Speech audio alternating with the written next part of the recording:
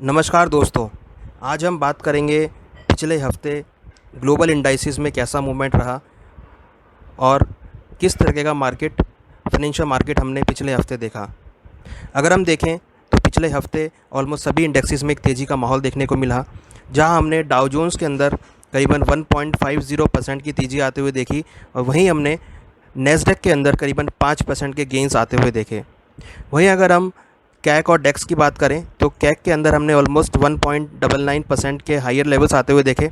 और हमने डेक्स के अंदर करीबन 3.63% के गेंस बनते हुए देखे।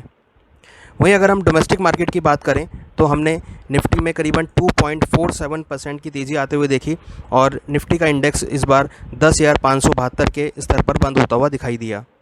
वहीं अगर हम सेंसेक्स की बात करें तो सेंसेक्स के अंदर भी हमने तेज़ी बनते हुए देखी और सेंसेक्स ऑलमोस्ट 2.42% के गेंस के साथ 36,021 के लेवल पर क्लोज होता हुआ दिखाई दिया। पिछले हफ्ते हमने काफ़ी सारे पॉजिटिव डेटा और काफ़ी सारे वॉलेटिलिटी न्यूज़ आती हुई देखी, जहां हमने कोरोना वायरस के केस बढ़ते हुए देखे। वहीं हमने कहीं ना कहीं कोरोना वायरस की वैक्सीनेशन के डेवलपमेंट के बारे में भी हमने काफ़ी बातें सुनी और हमने देखा कि काफ़ी कंपनीज़ अभी कोरोना वायरस की वैक्सीनेशन के प्रोग्रेस की तरफ बढ़ती हुई दिख रही है, जिसकी वजह से हमने सभी इंडेक्सेस में एक तेज़ी बनते हुए देखी है। साथ में अगर हम देखें तो यूएस इकनॉमी की तरफ से स्टिमुलस पैकेजेस की घोषणा की गई और साथ में हमने देखा कि जिस तरीके से यूएस इकनॉमी इंक्रीज़ हो रही है और जो यूएस के हमने डेटा आते हुए देखे वो सभी मार्केट के लिए पॉजिटिव होते हुए दिखाई दिए। इम्पॉर्टेंट अगर हम डोमेस्टिक नज़रिए से देखें तो हमने देखा कि जो हमारा यूएसडी आईएनआर है उसमें हमने काफ़ी ज़्यादा शार्प एप्रिसिएशन आते हुए देखा। अगर हम वीकली पर्सपेक्टिव की बात करें तो हमने देखा ऑलमोस्ट 1.24% के गेंस यूएसडी आईएनआर में आते हुए देखे और रुपया करीबन 3 महीने के हाई स्तर पर करीबन 74.56 के हाइयर स्तर आते हुए देखे। कहीं ना कहीं हमने देखा कि जो भारत का फॉरेक्स का रिज़र्व है वो लाइफ टाइम हाई पे ट्रेड कर रहा है, जिसकी वजह से हमने पॉजिटिव ट्रेंड बनते हुए देखा। साथ में इंडिया और चाइना की जो हमने जियोपॉलिटिकल टेंशन देखी है वहाँ पर भी हमने कुछ कूल डाउन होते हुए देखा, जिसकी वजह से इंडिया का जो रुपया है वो यहाँ पर स्ट्रांग होते हुए दिखाई दिया और इसी से हमने सभी इंडेक्सेस में आगे बढ़त आते हुए देखी। इसके द्वारा अगर हम बाकी मेजर इंडाइसेस अगर हम गोल्ड की बात करें तो यहाँ पर भी हमने एक रेंज बाउंड मूवमेंट होते हुए देखी। हालांकि जहाँ हम पिछले 3 हफ्ते से कंटिन्यूस गेन देख रहे थे तो इस हफ्ते हमने थोड़ा सा एक नेगेटिव बायस में गोल्ड को क्लोज होते हुए देखा और गोल्ड करीबन 0.54% लोअर्स गेन के साथ क्लोज होता हुआ करीबन 48,046 के लेवल पर क्लोज होता हुआ दिखाई दिया। इसी हफ्ते में हमने गोल्ड देखा कि गोल्ड ने नया लाइफ टाइम हाई करीबन 48,982 का लाइफ टाइम हाई बनाया था और यहाँ पर हमने एक प्रॉफिट बुकिंग आते हुए देखी।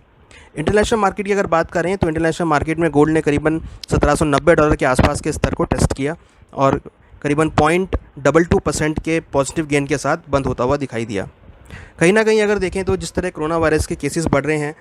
उसकी वजह से कहीं ना कहीं जो सेफ हेवन डिमांड है और साथ में जो इन्वेस्टमेंट डिमांड है वो गोल्ड में बनती हुई देखी। हालांकि वर्ल्ड इंडेक्सेस में फाइनेंशियल मार्केट इंडेक्सेस में जो बढ़ोतरी हुई है उसकी वजह से कहीं ना कहीं एक प्रॉफिट बुकिंग हमने गोल्ड में हायर लेवल से बनती हुई देखी है। साथ में जिस तरीके से रुपया स्ट्रेंथ लिया है उसकी वजह से हमने डोमेस्टिक मार्केट में भी गोल्ड में कुछ एक प्रॉफिट बुकिंग आते हुए देखी है। हालांकि फिजिकल मार्केट में हमने देखा गोल्ड के भाव 50,000 के ऊपर ट्रेड करते हुए देखे गए। वहीं अगर हम बाकी इंडेक्सेस की बात करें तो अगर हम यहाँ पर क्रूड को देखें तो हमने देखा कि क्रूड के भावों में इस वीक काफ़ी तेज़ी देखने को मिली और क्रूड के भाव $40 के ऊपर क्लोज होने में कामयाब रहे। अगर हम देखें तो क्रूड करीबन 4.40% की तेज़ी के साथ 3,034 के लेवल पर M6 में बंद होते हुए दिखाई दिया और इंटरनेशनल मार्केट में करीबन 5.66% के गेंस आते हुए दिखाई दिए और क्रूड का भाव करीबन $40.32 पर बैरल के आसपास क्लोज होता हुआ दिखाई दिया। तो ओवरऑल देखें तो जिस तरीके से यूएस इकनॉमी गेन कर रही है और जिस तरीके से हमने डिमांड बढ़ती हुई देखी है, क्योंकि कहीं ना कहीं अगर देखें तो जो डिमांड है वो यहाँ पर बढ़ती हुई दिखाई दी है, इंडस्ट्रियल एक्टिविटी यहाँ पर स्टार्ट हुई है। अगर हम देखें तो यूएस की जो इंडस्ट्रियल एक्टिविटी है वो यहाँ पर काफ़ी बड़ी है। चाइना का जो PMI डेटा है वो यहाँ पर पॉजिटिव आता हुआ दिखाई दिया है। तो कहीं ना कहीं जिसकी वजह से हमने देखा है कि जो इकोनॉमिक एक्टिविटीज़ है वो यहाँ पर दोबारा रिज्यूम हुई हैं, जिसकी वजह से हमने इंडस्ट्रियल मेटल क्रूड ऑयल की डिमांड को बढ़ता हुआ देखा है और हमने देखा है कि इसी की वजह से सभी मेजर इंडेक्सेस में एक तेज़ी का माहौल बनते हुए दिखाई दिया है।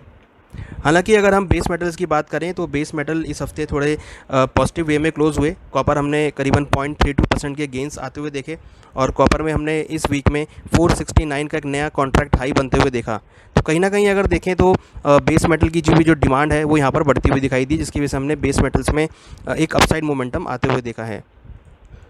आने वाले हफ्ते की अगर बात करें तो हमें लगता है कि नेक्स्ट वीक में मार्केट का जो ट्रेंड रहेगा वो पॉजिटिव रहेगा। हमें लगता है कि मेजर इंडाइसिस में जिस तरह का हमने रफ्तार पकड़ी है और जिस तरीके से लोअर लेवल से बाउंस बैक हुए हैं, हमें लगता है कि नेक्स्ट वीक में भी हम इसी तरीके के लेवल्स हायर ट्रेंड की तरफ मार्केट बनते हुए देख सकते हैं। क्रूड के भाव अगर हम देखें तो हमें लगता है कि 42 से लेकर $45 तक के लेवल को टेस्ट कर सकता है। वहीं अगर हम इंडस्ट्रियल एक्टिविटी की बात करें तो इंडस्ट्रियल एक्टिविटी हमें लगता है कि नेक्स्ट वीक में भी रिज्यूम होती हुई रहेगी और डिमांड जो है बेस मेटल की वो यहाँ पर बढ़ सकती है। तो हमें लगता है कि बेस मेटल के भावों में भी यहाँ पर तेज़ी का माहौल बनता हुआ दिखाई देगा। हालांकि अगर हम